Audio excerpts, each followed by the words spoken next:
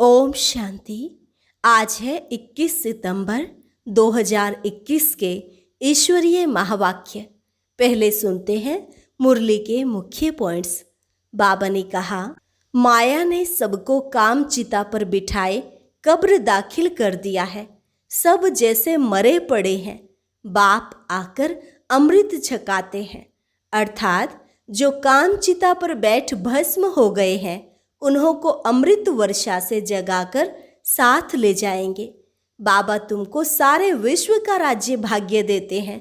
गणिकाएं, अहिल्याएं, कुब्जाएं सबको विश्व का मालिक बनाते हैं, इसलिए उनको शिव भोला भंडारी कहते हैं। फिर कहा, अभी तुम आत्माओं को ज्ञान का तीसरा नेत्र मिला है। यह है अमर लोक में जाने के लिए सच्ची सत्यनारायण की कथा, जिससे तुम नर से नारायण, नारी से लक्ष्मी बनते हो। तुम ही गुलगुल पूज्य थे, फिर 84 जन्मों के बाद तुम ही पुजारी बने हो। बाप आकर फिर से तुमको पुजारी से पूज्य बनाते हैं। आगे कहा, तुम अभी बेगर टू प्रिंस बन रहे हो। बनाने वाला है एक रूहानी बाप। तुम यहाँ पढ़कर 21 जन्मों के लिए स्वर्ग में प्रिंस प्रिंसेस बनेंगे। इस समय सारी दुनिया कांटों का जंगल बन गई है। सब एक दो को कांटा लगाते हैं, इसलिए काम कटारी चलाते हैं। बाप ही इन कांटों को फूल बनाते हैं। और लास्ट में बाबा ने कहा, बच्चे इस अंतिम जन्म पावन बनो। यह विकार पॉइजन है जो तुमको आदि मध्य अंत दुखी बनाते हैं। क्या तुम यह एक अंतिम जन्म इन्हें छोड़ नहीं सकते? मैं तुमको अमृत पिलाए अमर बनाता हूँ, फिर भी तुम पवित्र नहीं बनते हो। विकारों बिगर, सिगरेट बिगर, शराब बिगर रह नहीं सकते हो। और अब सुनते हैं महावाक्यों को विस्तार से। मुरली का सार। मीठे बच्चे, नाम रूप से न्यारी कोई भी चीज नहीं होती। आत्मा व परमात्मा को भी नाम रूप से न्यारा नहीं कहेंगे। उसमें भी अविनाशी पार्ट नूंधा हुआ है। प्रश्न, शिव बाबा को भोलानाथ कहकर याद करते हैं, उसे भोला क्यों कहा है? उत्तर, क्योंकि बाप ही अहिल्याओं, गणिकाओं, कुब्जाओं का उद्धार करते हैं। उन्हें विश्व की राजाई का वर्षा दे देते हैं। मनुष्य तो बाप के लिए कह देते, दुख भी वह देता, सुख भी वह देता, परंतु बाबा कहते हैं, मैं तो तुम बच्चों के लिए सुख का राज्य स्थापन करता हूँ। मुझे दुख हरता, सुख करता गाया है। विचार करो कि मैं बाप अपने बच्चों को दुख कैसे दे सकता हूँ। गीत, दूर देश का रहने वाला आया देश पराए में। ओम शांति। रूहानी बच्चों ने गीत सुना, अर्थात रूहों ने इस शरीर की कान रूपी कर्मेंद्रियों द्वारा गीत सुना। दूर देश से मुसाफिर आया है। तुम सब मुसाफिर हो ना। जो सब मनुष्य मात्र आत्माएं हैं, वह सभी मुसाफिर हैं। आत्माओं का कोई भी घर नहीं है। आत्मा है निराकार। निराकारी दुनिया में रहने वाली निराकारी आत्माएं हैं। उसको कहा जाता है निराकारी आत्माओं का घर, देश व लोक। इसको जीव आत्माओं का देश कहा जाता है। वह है आत्माओं का देश। फिर जब आत्माएं यहाँ आकर शरीर में प्रवेश करती हैं तो निराकार से साकार बन जाती हैं। ऐसे नहीं कि आत्मा का कोई रूप नहीं है। रूप भी जरूर है, नाम भी है। इतनी छोटी आत्मा कितना पार्ट बजाती है इस शरीर द्वारा। हर एक आत्मा में पार्ट बजाने का कितना रिकॉर्ड भरा हुआ है। रिकॉर्ड एक बार भर जाता है, फिर कितना भी रिपीट करो वही चलेगा। वैसे आत्मा इस शरीर के अंदर रिकॉर्ड है। उसमें 84 जन्मों का सारा पार्ट भरा हुआ है। जैसे आत्मा निराकार है, वैसे बाप भी निराकार है। कहाँ कहाँ शास्त्रों में लिख दिया है वह नाम रूप से न्यारा है, परंतु नाम रूप से न्यारी कोई वस्तु होती नहीं। आकाश भी पोलार है, नाम रूप तो है ना। बिगर नाम के कोई भी चीज होती नहीं। मनुष्य समझते हैं परम पिता नाम रूप से न्यारा है।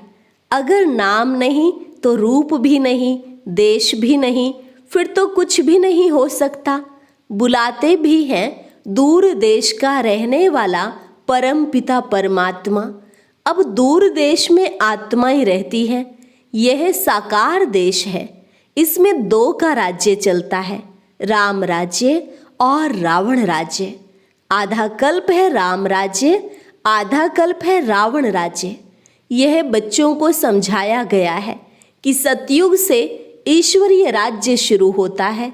राम राज्य स्थापन करने वाला परम पिता परमात्मा है। वह कभी रावण राज्य स्थापन कर न सके। बाप बच्चों के लिए कभी दुख का राज्य थोड़े ही बनाएंगे। कहते हैं ईश्वर ही दुख सुख देते हैं। बाप कहते हैं मैं बच्चों को दुख कैसे दे सकता हूँ? मेरा तो नाम ही है दुख हरता सुख करता। यह तो मनुष्यों की भूल है। ईश्वर कभी दुख नहीं देंगे। इस समय है ही दुख धाम। आधा कल्प रावण राज्य में दुख ही मिलता है, सुख की रत्ती नहीं। सुख धाम में कभी दुख होता नहीं। बाप स्वर्ग का रचयिता है। अभी तुम हो संगम पर। इनको नई दुनिया तो कोई भी नहीं कहेंगे। नई दुनिया का नाम ही है स्वर्ग। वही फिर पुरानी दुनिया बनती है। नई चीज जब पुरानी खराब दिखाई पड़ती है तो पुरानी चीज को खलास किया जाता है। मनुष्य विष विकारों को ही सुख समझते हैं। गाया भी जाता है अमृत छोड़ विष काहे को खाए। ग्रंथ में गुरु नानक के भी अक्षर हैं, असंख चोर। बाप की महिमा गाते हैं, आप जो आकर करेंगे उससे भला ही होगा। नहीं तो रावण राज्य में मनुष्य बुरा काम ही करेंगे। बाप ही आकर मूत पलीती कपड़े धोते हैं। ग्रंथ में बहुत लिखा हुआ है। सिंधी लोग ग्रंथ रखते हैं। अब यह तो कोई सिख धर्म वाले हैं नहीं। यह तो है आदि सनातन देवी देवता धर्म के। सिखों का है गुरु नानक। उनको दाढ़ी बाल थे तो सब सिखों को दाढ़ी बाल होने चाहिए। आजकल तो दाढ़ी रखते नहीं, बहुत फैशनेबल बन गए हैं। नहीं तो फॉलो करना चाहिए ना। हम गुरु नानक के फॉलोअर्स हैं तो गुरु नानक को फॉलो करना चाहिए ना। यह तो बच्चों को अभी पता पड़ा है कि गुरु नानक को 500 वर्ष हुए। फिर कब आएंगे? तुम झट बताएंगे। कोई से भी पूछो यह तो बताओ कि गुरु नानक कब आएंगे, तो कहेंगे उनकी आत्मा ज्योति ज्योत समा गई। आएंगे फिर कैसे? तुम कहेंगे आज से 4500 वर्ष बाद गुरु नानक फिर आएंगे। तुम्हारी बुद्धि में सारे वर्ल्ड की हिस्ट्री ज्योग्राफी चक्र लगाती रहती है। बुद्ध क्राइस्ट आदि सबके लिए कहेंगे इस समय तमो प्रधान है, कब्र दाखिल है। इनको कयामत का समय कहा जाता है। सब मनुष्य मात्र जैसे मर पड़े हैं, सबकी ज्योत जैसे बुझी हुई है। बाप आते हैं सबको जगाने। बच्चे जो काम चिता पर बैठ भस्म हो गए हैं उन्हों को अमृत वर्षा से जगाकर साथ ले जाएंगे। माया ने काम चिता पर बिठाए कब्र दाखिल कर दिया है, सो गए हैं। अब बाप अमृत छकाते हैं अर्थात पिलाते हैं। अमृतसर नाम इसलिए रखा है, बाप आकर अमृत छकाते हैं। अब कहाँ ज्ञान अमृत, कहाँ पाने की बात। सिख लोगों का बड़ा दिन होता है तो बड़ी धूमधाम से तालाब को साफ करते हैं, मिट्टी निकालते हैं। इसलिए नाम ही रखा है अमृतसर, अमृत का तालाब। अब गुरु नानक साहिब तो कोई ज्ञान सागर है नहीं, उसने भी बाप की महिमा की है। खुद कहते हैं एक ओंकार सत्य नाम, वह सदैव सच बोलने वाला है। सत्यनारायण की कथा है ना, सिंधुवर्ती लोग बाहर जाते हैं तो सत्यनारायण की कथा कराते हैं। समझते हैं सत्यनारायण की कथा से सेफ्टी से पार हो जाएंगे। अमर कथा, तीजरी की कथा, कितनी भक्ति मार्ग में कथाएं सुनते आए हैं। कहते हैं शंकर ने पार्वती को कथा सुनाई, वह तो सूक्ष्म वतन में रहने वाला, वहां फिर कथा कौन सी सुनाई। यह सब बातें बाप बैठ समझाते हैं। वास्तव में तुमको अमर कथा सुनाकर अमर लोक में मैं ले जाने आया हूँ। मृत्यु लोक से अमर लोक में मैं ले जाता हूँ। बाकी सूक्ष्म वतन में पार्वती ने क्या दोष किया जो आकर उनको कथा सुनाएंगे। अभी तुम समझते हो हम नर से नारायण, नारी से लक्ष्मी बनते हैं। यह है अमर लोक में जाने के लिए सच्ची सत्यनारायण की कथा, तीजरी की कथा। तुम आत्माओं को अब ज्ञान का तीसरा नेत्र मिला है। बाप समझाते हैं तुम ही गुलगुल पूज्य थे, फिर 84 जन्मों के बाद तुम ही पुजारी बने हो। इसलिए गाया हुआ है आप पे ही पूज्य, आप पे ही पुजारी। बाप कहते हैं मैं तो सदैव पूज्य हूँ, तुमको आकर पुजारी से पूज्य बनाता हूँ। कहते हैं हे राम आकर हमको पावन बनाओ। सब भगत पुकारते हैं, आत्मा पुकारती है ना, हे पतित पावन। अभी तुम समझते हो कि गीता कोई कृष्ण ने नहीं सुनाई है। पावन बनाने वाला एक ही परमपिता परमात्मा है, एक ही राम। तो बाप समझाते हैं कि ओपिनियन लेते रहो कि ईश्वर सर्वव्यापी नहीं है। गीता का भगवान शिव है, ना कि कृष्ण। पहले तो पूछो भगवान किसको कहा जाता है, निराकार को व साकार को। कृष्ण तो है साकार, शिव है निराकार। वह सिर्फ इस तन का लोन लेता है, बाकी माता के गर्भ से जन्म नहीं लेते हैं। पहले नंबर गर्भ में आने वाली है कृष्ण की आत्मा। ब्रह्मा विष्णु शंकर भी सूक्ष्म शरीरधारी हैं, शिव को शरीर नहीं है। यहाँ इस लोक में स्थूल शरीर है। बाप की महिमा है पतित पावन, सर्व का सद्गति दाता, सर्व का लिबरेटर, दुख हरता, सुख करता। अच्छा सुख कहाँ हो सकता है? सुख मिलेगा दूसरे जन्म में, जब रावण की दुनिया खत्म हो, स्वर्ग की स्थापना हो जाएगी। अच्छा लिबरेट किससे करते हैं? रावण के दुख से। यह तो दुख धाम है ना। अच्छा फिर गाइड भी बनते हैं। यह शरीर तो यहाँ ही खत्म हो जाते हैं, बाकी आत्माओं को ले जाते हैं, सबको दुख से छुड़ाए, पवित्र बनाए, घर ले जाते हैं। मनुष्य जब शादी कर आते हैं तो पहले होता है पति, पीछे होती है ब्राइड, फिर बारात होती है। अब तुम्हारी माला भी ऐसे ही है। ऊपर में है शिव बाबा फूल, पहले फूल को नमस्कार करेंगे, फिर युगल दाना ब्रह्मा सरस्वती, फिर हो तुम जो बाबा के मददगार बच्चे हो। फूल शिव बाबा की याद से ही सूर्यवंशी विष्णु की माला बनी है। ब्रह्मा सरस्वती सो लक्ष्मी नारायण बनते हैं। देवता, क्षत्रिय, वैश्य, शूद्र, फिर शूद्र से ब्राह्मण बन यह नॉलेज लेकर लक्ष्मी नारायण बनते हैं। यह माला उन्हों की बनी हुई है। यह ब्रह्मा सरस्वती ही राजा रानी बनेंगे। उन्होंने मेहनत की है, तब पूजे जाते हैं। कोई को पता नहीं है कि माला क्या चीज है, ऐसे ही माला फेरते रहते हैं। 16,108 की भी माला होती है, बड़े बड़े मंदिरों में रखी जाती है। फिर कोई कहाँ से खींचेगा, कोई कहाँ से। बाबा बॉम्बे में लक्ष्मी नारायण के मंदिर में जाते थे, माला जाकर फेरते थे, राम राम जपते थे। फूल शिव बाबा है ना, फूल को ही राम राम कहते हैं। फिर सारी माला पर माथा टेकते हैं। ज्ञान तो कुछ भी है नहीं। पादरी लोग भी हाथ में माला फेरते रहते हैं। पूछो किसकी माला फेरते रहते हो, कहेंगे क्राइस्ट की याद में फेरते हैं। उन्हों के बड़े पोप पादरी होते हैं तो वह फिर पोपों की माला होगी। उन सब के चित्र हैं। पोपों का कितना मान है, उनको खुद पता नहीं है कि क्राइस्ट की आत्मा कहाँ है। तुम जानते हो कि क्राइस्ट की आत्मा भी अभी बेगर रूप में है। तुम भी अभी बेगर टू प्रिंस बन रहे हो। भारत ही प्रिंस था, अभी बेगर है, फिर प्रिंस बनते हैं। बनाने वाला है एक रूहानी बाप।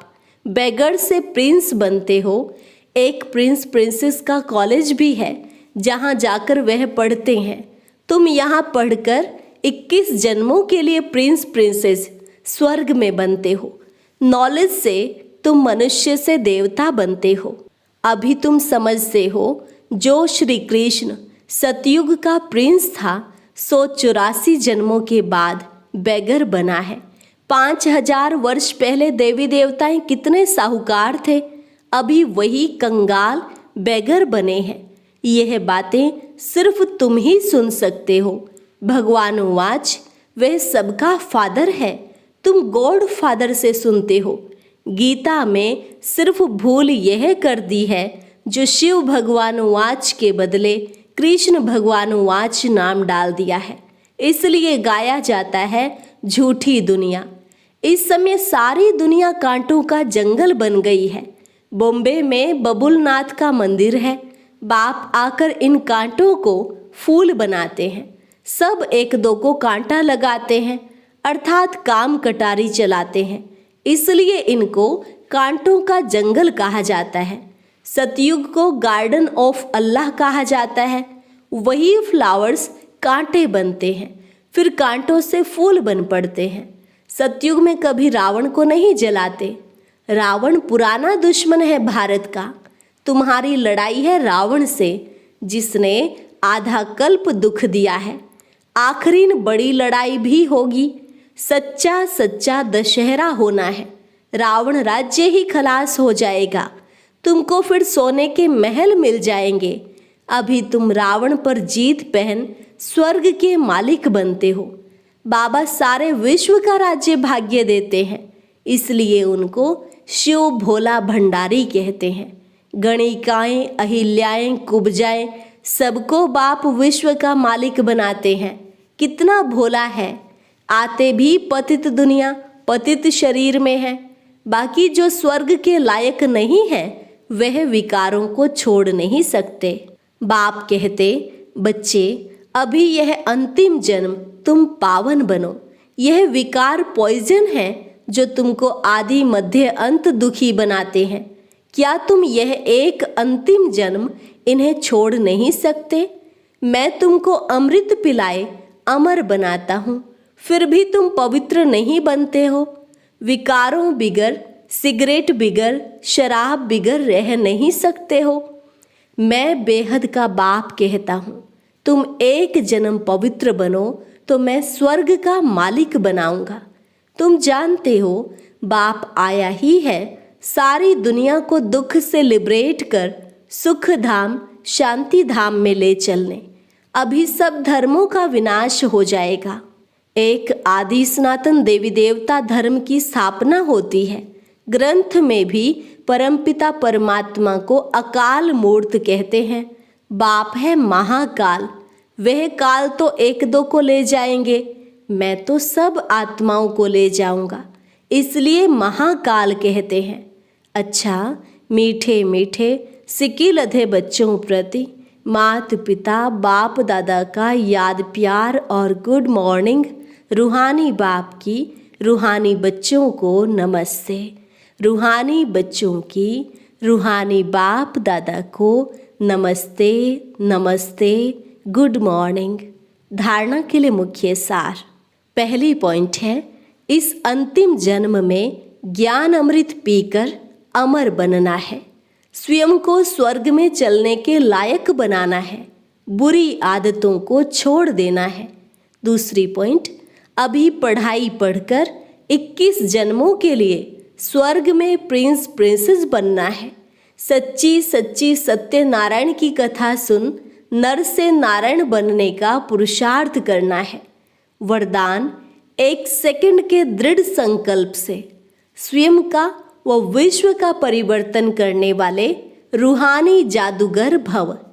1 सेकंड के दृढ़ संकल्प से स्वयं का व विश्व का परिवर्तन करने वाले रूहानी जादूगर भव।